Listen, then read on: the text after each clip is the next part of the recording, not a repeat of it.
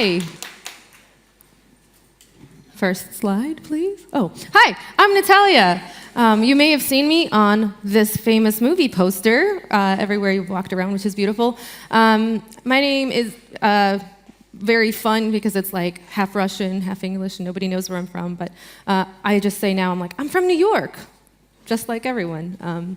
So I work at the New York Times. I'm a designer who learned to code, so now I'm actually only a software engineer for the first time ever, and I'm not a full designer. So that means I'm basically the person brought in to bridge the gap between design and engineering and fix the CSS, in other words. So I'm here to talk to you about CSS at the intersection, which is a really vague thing, so stick with me. Because I'm going to ask you to think beyond tech. Beyond, that's our theme here. But I want to be very clear about what this talk isn't. I am not here to pitch the greatest, latest tool, tech, framework, techie stuff, because you can't solve some problems by adding tools. This isn't this talk. What I'm really going to try to talk to you all about is, like the theme of this conference is part psychology, part art, part everything. And it's about how we respond at the intersections of mental models and how that affects our ability to learn, grow, and how it actually can shape the entire trajectory of everybody's career in here. So high stakes. And CSS is the vehicle through which I will tell that story, because CSS is so beautifully at the intersection of mental models. Now, I've said mental models enough times to where you're like, what is that? I don't know. Am I supposed to know? Not yet. I'm going to start with intersection first. What is an intersection in tech? How do we know when something's at an intersection? Why did I pick CSS? What am I even talking about? Well, how you can easily identify an intersection is people arguing a certain way on the internet. Whew, what a dead giveaway. CSS is super argued about. Is it, awesome or broken? Do a search. Whew, people are divided, and we're still arguing about it. CSS is old enough to order some drinks at the bar in the US. And we still, look at these mugs. Which one? Is it awesome, or does it kind of suck? Ooh, I don't know. We're still arguing. Go online right now. Argument is going strong somewhere. And this one is my favorite. So Laura Schneck, she talks a lot about CSS and how, building respect for CSS, and her talks are amazing. Look her up. But every once in a while she does this poll: is it a programming language? And people are mad. Yes, no. And then I love that people are like, I don't know. I love that 13% was like, I'm not sure, and that's pretty cool. But why hasn't this been sorted yet? The most creative, amazing, talented people can't agree so evenly. That's an intersection. And we're still just should designers own CSS? Should developers? Is this what is it? And that's how you know it's an intersection. And that's how you know we're human. We are super predictable. These arguments are super happening all the time because of our brains. It's not the CSS, it's you. Because we're talking about tech, computers, all this stuff. And it's we got to talk about people more, right? Unlike a computer program, we don't just acquire knowledge line by line as we read it. Instead, we organize patterns of thought in our mind, and we construct meaning in the form of mental models. And here it is. This is the definition of mental models I said I would get to. But again, we don't just expose person to knowledge. They got it 100%, we're good to go. That's not how it works, and that's where we get in trouble. And the most important thing I wanted to kind of pluck out of there is that your prior knowledge is super important. It's not just different people learn different ways. It's okay, but why though? What's going on? That's because your foundation is critical. Where you start informs where you're going. Where you are informs what you can do, because every new piece of information has to meet what you already have in your mind. So if you are someone who started learning JavaScript and it works, you're I got this makes total sense to me. And then you're I'm going to pick up this Haskell thing people are talking about. And suddenly going from JavaScript to a mathy rigid language that's much more opinionated, you're This is restrictive. I hate it. Maybe that's why programmers who are used to like the control flow of like, operations in programming, who learn CSS might be like, ugh, declarative, everything's global, this feels terrifying, and we need to just scope everything into one file, modules, it's done. Or people in general, like coming from somewhere else, they have to assimilate, accommodate, adjust their mental models of how stuff works based on what's already in their brains. So that's really important, and we actually saw this at this conference. We heard it in the very first talk. Not only does prior knowledge inform what you learn, but it can also interfere with new information. That's right. If you've already learned something and you feel pretty good about it, you're actually going to struggle more than a beginner learning it for the first time. In the words of Jeremy, when I first came across service workers, it totally did my head in because this is my mental model of the web. And then service workers come along and they say, well, actually, it's this totally different thing. And the fact that Jeremy, who has selfies in front of incredible computers and knows everything about the web, says it took me a while to wrap my head around that, should be a clue that these are mental models. Also, his mental model of the layers, that's a mental model of how stuff works. But let's talk about like what does that mean for you, for tech, for CSS, and when you go to work on Monday, you're like, your boss is like, what did you learn? You're like, the good is that it feels really good to learn things. We're people, we're curious, we love learning things. It's just such a hit of dopamine. Like, I learned it, I figured it out, that moment where it clicks. That happens the first time you learn something and you chase that feeling forever. The bad is that you're like, cool, I got this. I'm doing this web thing. I'm finally a real developer, whatever that means, or a real designer. And then you try something else, and you're ready to be like, I know how this should work. And then it doesn't. It feels backwards. It feels stupid, and you're uncomfortable, and suddenly you're like, maybe I'm not a real developer. All those thoughts start running through your head, and you're like, why would someone do something so frustrating? This is awful. It's broken. And that cognitive dissonance you feel when you're like, oh, this is just not fitting into my mental model. What do I do? In a classroom, you'd get a teacher walking over and be like, hey, I see you're struggling with this. Try this. Try to think of it this way. How about this concept, maybe this understanding? And you might be redirected and go, oh, okay, take a deep breath. Let's keep going, push through it, and you learn. But what if somebody goes ahead and gets a hold of Twitter or a large platform that amplifies you to millions and millions of people, and then those ideas, instead of being like, whoa, slow down, cognitive dissonance is a thing, reinforced. It is broken. You are right. Don't learn it. And that's so harmful, both for the person trying to learn something new, when they're reinforced in these like not good thoughts, to double down and say, stay in your comfort zone. But it's also terrible for the beginners entering the industry who see people they respect declare so boldly that this thing isn't worth learning, this avenue isn't worth going to, and they basically derail their whole careers and say, okay, I guess I won't learn CSS. It's broken. Why would I learn something broken? And like, as an educator, as a career switcher, this is really heartbreaking to see. Like, I got my graduate studies in talent development and creativity, which is a real thing you can teach, creativity. And so for me, seeing these patterns of behavior, it's just like, look, I expect you, a new learner, to feel frustrated. And all I want to do is just kind of bring you back whenever that amplification and reinforcement of those bad ideas just veers you off course. Because it's such an arbitrary barrier that gets created, and it makes you small. And it happens all the time. You see it everywhere. I actually kind of want to see, like, show of hands, like, who's either felt this way or seen somebody engage in these kinds of behaviors somewhere where they're like, yeah. And everyone's like, oh, it was me. It's okay, it's all of us. I want to make sure it's not me pointing fingers. All of us feel this. This is a natural human thing to feel. But we got to do better. So here it is. Kind of painted a grim picture for you, not going to lie. But because the barriers that we create by siloing people into these like categories of like, this is good, this is broken, and I'm gonna stay in my comfort zone. They're so arbitrary, they're so self-imposed that you actually can do quite a lot to overcome them, right? We have a problem in tech with siloing so people. As a career switcher, as a former art director in a nonprofit, my job was to be multidisciplinary. I don't know how to do this, I'll figure it out. Oh, I don't know how to start a community garden, I'll do it. How do you start a summer camp? I don't know, I'll build a website. And that's how I'm here. But like, that was the norm, that was the expectation, but in tech, that's not what we get.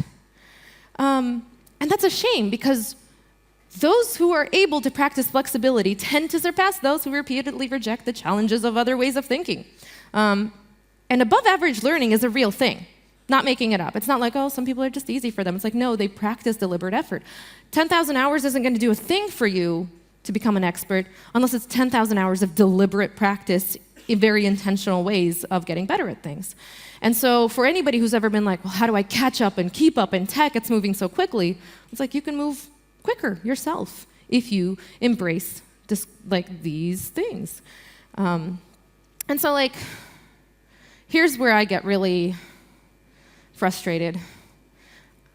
I keep getting asked, are you a designer or an engineer?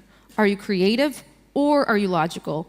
Are you this or are you that? And I see these narrow definitions emerging between people, and I'm just like, I got opinions, I'm both all the time.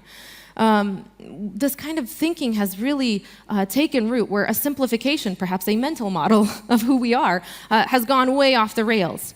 So let's take a look at this like gap, the infamous gap between design and development. Has anyone seen these, like, I don't know where this is from, please attribute it if you can, but like the learn to draw books where you see like, draw some circles, and then you did it, yeah, that's right here, right between there is the gap, right? Like, what happens, right? It feels like this to a front-end engineer. It's like, there's some design assets, I make some wild guesses, and there's application code, hooray. Same thing. I feel like when I'm wearing my software engineer hat and I'm working with a designer, I feel like they hand me some circles and I need to deliver a beautiful owl. And they don't understand nor value the code, the quality, the things I have to do in architecture, and keep guessing at their pictures of websites, and I feel like I'm the hero. Meanwhile, every designer, and when I'm working as the designer on a project, I hand someone a fully detailed, perfect owl, and they give me circles. And that's what's happening. And you're like, what is happening in the middle here? Why are there just like wild guesses happening? It's like, well, you need an interface between the two to translate between mental models. What do I mean by interface? I mean a design system. Tricked you into going to a design systems talk. It's a thing. But what do I mean by what's a design system? It's more than only documentation of patterns, and it's an agreement on conventions. It's how we collaborate. It is the interface. It is the translation. It is what we do at the intersection. And CSS is very affected by a design system. They are both a process and a product, but at the heart of it, again, it's all about enabling people and making sure you are translating to different mental models, their understanding of how things should be, other people's understanding how it should be. And the ways that I would recommend doing these things is just like, know where you are. Start with an audit.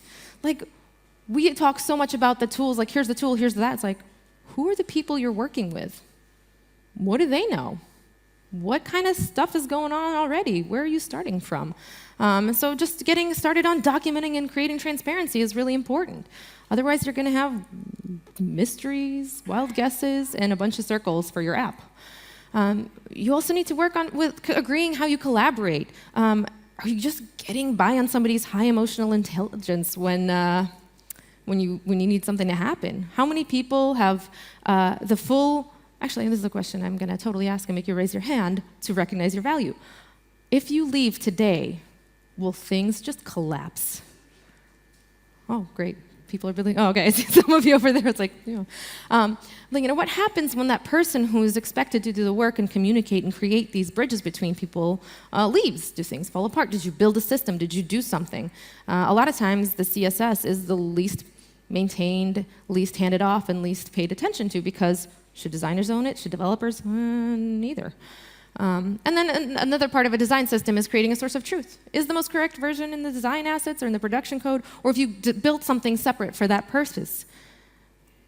And like one of the tools we always see, we have a style guide or a component library that's like, every style guide ever, buttons, I'm just going to skip right over that slide. You're like, oh no, a design system talk, and you're talking about style guides? What is this, 2018? But basically, what I'm trying to do is encourage a cognitive shift to where you're thinking less about the tools and more about the people you're working with. You have to know who you're working with and what their skills are and where they're starting from in order to choose the tools. So it's like, did you pick something easy for them, or did you pick something easy for you the way you think about it? And so one of the biggest kind of things we get stuck with is the person who sets up the system then forgets to set it up for the next person they hire and modify it so that the other person can contribute. So be flexible with your tools, be flexible with your grip on the right way to do things, because that's just one mental model of how things can work. And something that's super logical and easy and amazing for you could be very broken for somebody else coming in from a different background. But you know what? There's a lot of good work happening out there. Who uses React? Fun people. Yeah. React could have been this. But intentionally, it's this, so that anybody who is able to write HTML can start contributing. It is intentionally made to look like HTML, so that the mental model of HTML is useful here. And in general, like, there's so many examples out there of lowering the barrier to contributions. We're always trying to optimize the software. It's like, what are you optimizing for? Are you optimizing, to have the sleekest, coolest app, or are you trying to optimize for the most people being able to contribute the best way? Like, one of my favorite questions is just like, do you have a prototyping space where you can just kind of like mock stuff up with real data? Or are you making a designer, or are you the designer working until it's just the perfect owl drawn in your design software? So like, let me tell you a story about this. I consulted in on a company where there was this kind of perfect storm of a designer who knows HTML, CSS, but very little JS. Really strong designer, incredible UX, just somebody you'd want to work with. And then there was a developer who knew lots of JS, like built the whole thing, full stack, but really little HTML and CSS. Both had specialized in great ways, and there was that gap, again, emerging. And the application was a pretty complex, like financial, computation, really difficult thing. And it had like CSS and JS, it had all stuff going on. And they were like, how do we do this? And what happened was, it was too hard for the designer to contribute, even though she knew Git, she knew all this stuff. She couldn't work anymore. The barrier to entry had gone, like, you need this much JavaScript to enter, and she didn't meet it. And so all of a sudden, someone who could code pretty well was supposed to just stick to making pixel assets and handing them over. And that siloed her. And then the developer, who was super happy working kind of in the full stack realm, suddenly had to be working and making those wild guesses and just trying to figure out, like, is this an H1 or an H? What are the margins? And it wasn't working for them. And so the answer was like, well, then we'll look at the skills of your people and try to bring them closer, trying to bring that interface together. So why not build something where you can have the designer write plain HTML and CSS, then hand that to the engineer, who could then further abstract it into the abstractions that they needed in their code. So like, your designer doesn't need to know how to like map over something. They can just be like, here's a list, do what you do with it. And that way, this isn't just like saying, let's do the work twice and write the code twice. It's the developer is going to learn from the designer, and the designer is going to learn from the developer, and both people become broader in their skill sets. And scaffolding things like this seems like, well, why would I do that? The developer can do it faster. It's like, no. This is about bringing people up, and it will leave no gap to bridge if you make sure to build those bridges yourself. One of the things that I really like to bring up is a story of how I tortured my students in my class. Occasionally, I teach modular design patterns with React at the Harvard Extension School. And this is a class that attracts both like pure graphic designers and totally back-end folks wanting to learn more about kind of that weird part in the front end where everything seems to kind of gel. And it's a very multidisciplinary class. And one of the things I do is at the beginning, I have the skill assessments. Who are you? What do you know? What do you do? And about halfway through the semester, I have an assignment that is truly evil.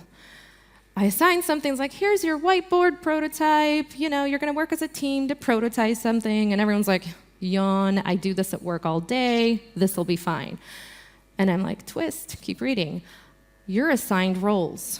So the back-end developer is now the designer.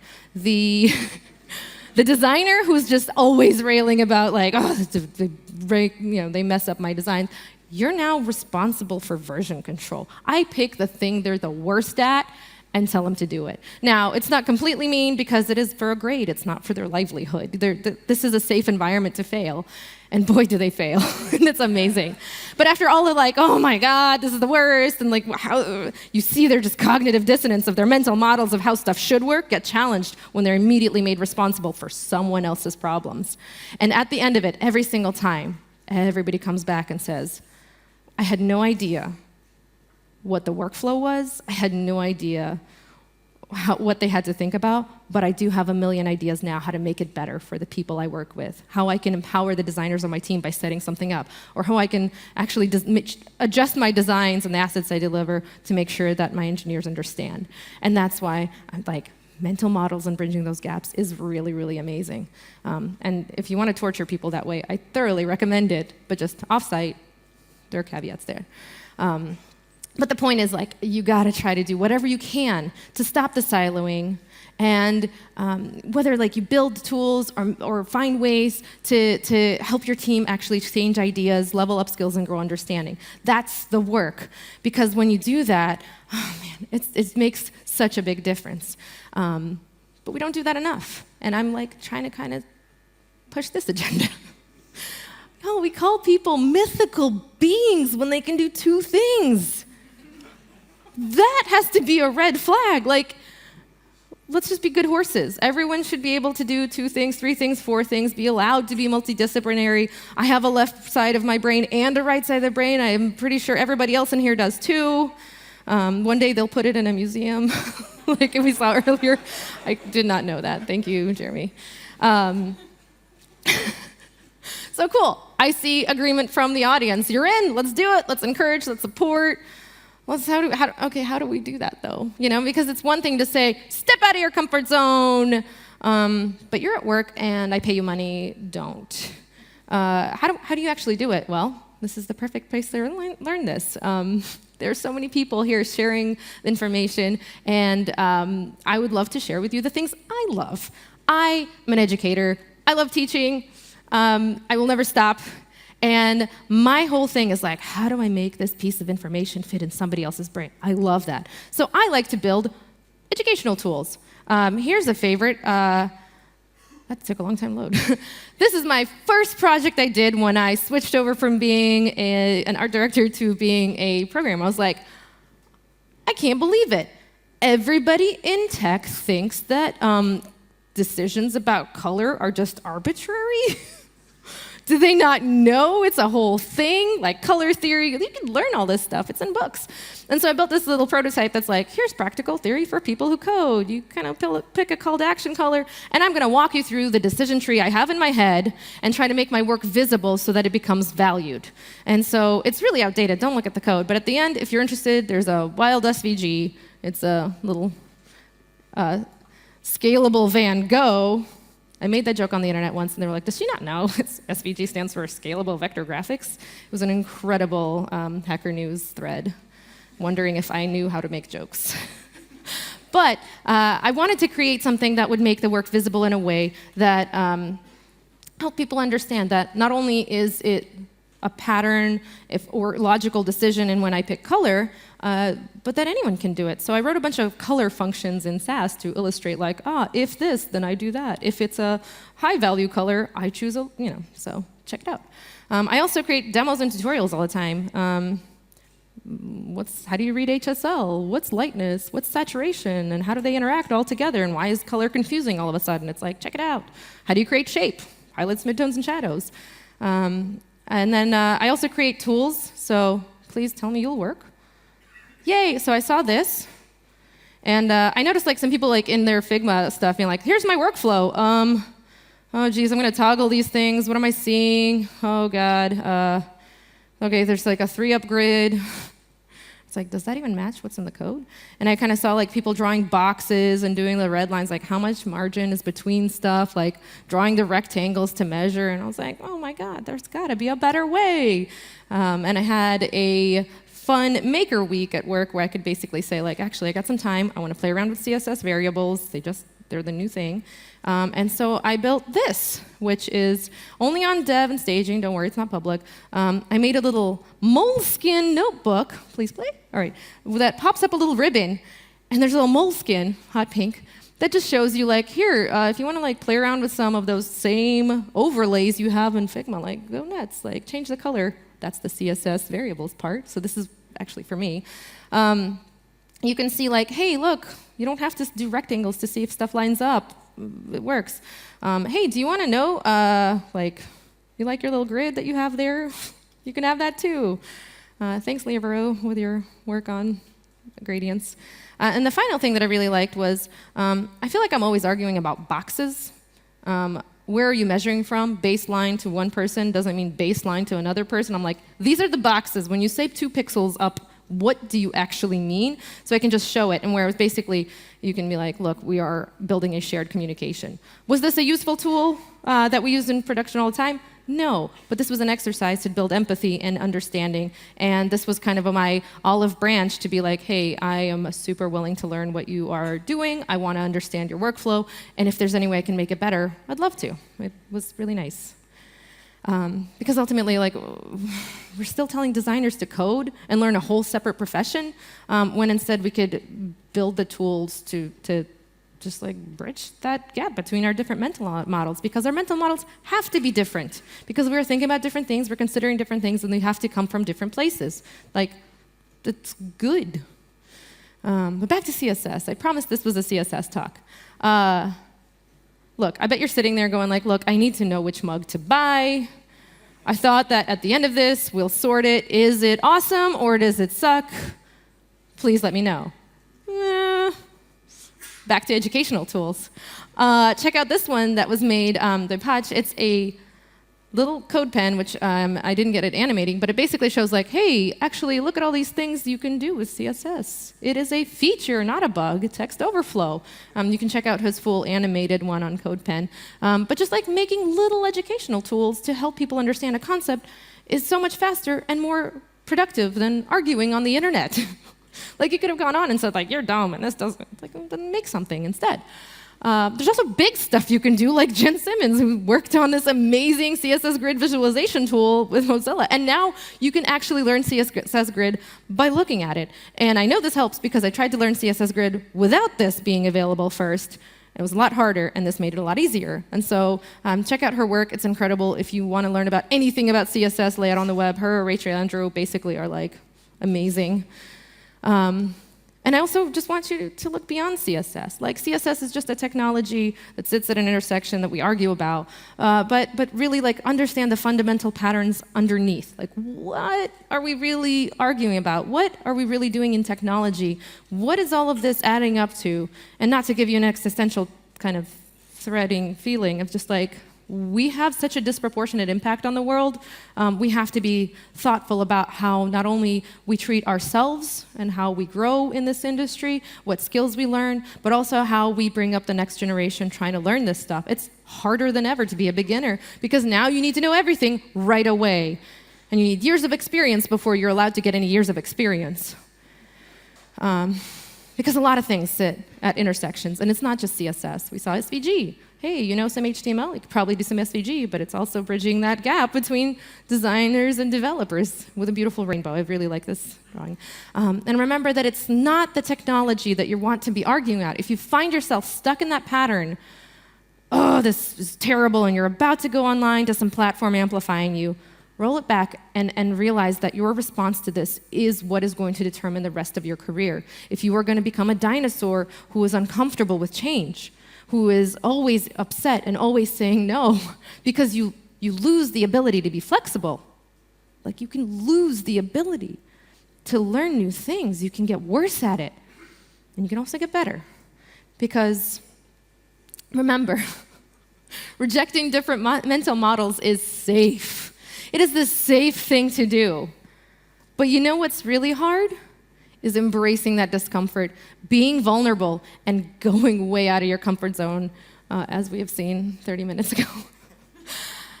This is how we grow. Vulnerability is the gateway to opportunity. Thank you, Sharon.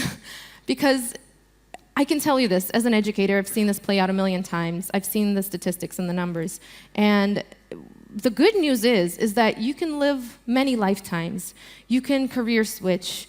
Actually, I think the number somewhere was like, you can live 8 different careers in your life now, completely different. You can learn new things as long as you keep that muscle working and flexing to be vulnerable, to be uncomfortable. Embrace that discomfort and make sure that you bring others along with you. Because a lot of people are counting on us. A lot of people are counting on us. We have to work with intention, with purpose, and really truly consider the people that are impacted by your actions. It's not neutral. The things that are really happening out there right now, it's like we can argue about CSS we want all day long. But at the end of the day, if we ruin accessibility for someone because we make the text the wrong color, that's on us. That's something we need to just like get it sorted within the industry so we can start serving the people again and making sure that this infinite, beautiful canvas of the web that glows an experience that literally anyone in the world, and you can tell them what that experience can be, let's make sure it's a good one and not a horrible dystopian one. Because there are so many amazing people in tech, just in this room alone, some of the most incredible people doing incredible work. And it's easy to get really bummed out, like, oh, the thing's going wrong, and everything's broken or awesome, we're not sure. But there are so many people doing the incredible work to connect, to inspire, and to empower others. And you should absolutely feel empowered to do that yourself as well, because we need you to. The big things that I want just to have those, like, if there are any tweetable takeaways from this or anything you can bring back in the morning when you go back to work, is that anytime you see somebody getting really frustrated, really hostile, really like responding in a negative way, remember that they are just deep in that storm of cognitive dissonance, and all of a sudden the world that they think makes sense to them no longer makes sense.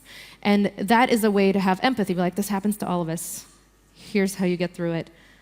How about thinking like this? What if I make something? What if I show a mental model in a better way? What if I do a talk or a presentation, or I put something out there, I write an article, and I help continue building this ecosystem that lifts people up? So embrace that cognitive dissonance, because that is where opportunity is, and that is where growth is, and that's where you can make a positive impact. You have to practice the flexibility and other ways of thinking, because you can lose that ability. You can lose the ability to be a creative thinker. You can lose the ability to create new mental models or shift between different mental models. That can go away if you don't cultivate that skill. And on this, I have to say, hire people who are good at different things, and then enable them to do the things in their best way. There is also a huge kind of, I don't want to say problem, but problem with, we say we want diversity, we want people who come from different backgrounds to come in and do things the way we do them. And that doesn't work. We need to trust people, encourage autonomy, because I love in the talk yesterday where it was like, we're programmed to freak out when we feel limited. That is absolutely true. People are programmed to freak out when they feel limited, because what we need to stay curious, to learn, to grow, is to feel empowered, to feel safe, and to feel like we're connected with each other. And siloing each other, siloing yourself off to safety bubbles, saying you can't do this, you can't design because you're an engineer, you can't engineer because you're a designer, you've already gone too far down the path, maybe in another life. That's just not real. Those are arbitrary, fake things that we've just decided are rules. And please do the work to empower, connect, to inspire, and to educate, because you will be able to make things better. And speaking of making things better, thank you, Mark, for bringing everyone together, because this is a perfect example. Like, I had to come in, like, last night, I was making these slides.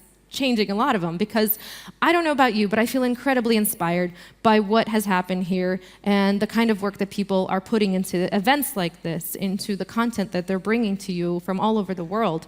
And it's not nothing. It means a lot. And for me, these kinds of events, they feel like almost you were in a desert and you happen upon an oasis and you feel replenished. Well, that feeling of replenishment is something that you should experience and chase every single day. And that's something I don't see happening in tech as much. Bring people in, say when you need to be passionate, as if it's something they're going to be taking from you. But instead, passion is something that needs to be grown. Passion needs to be cultivated. And it's something that happens when you embrace this discomfort, when you become more free with your risk-taking. And also, thank you all.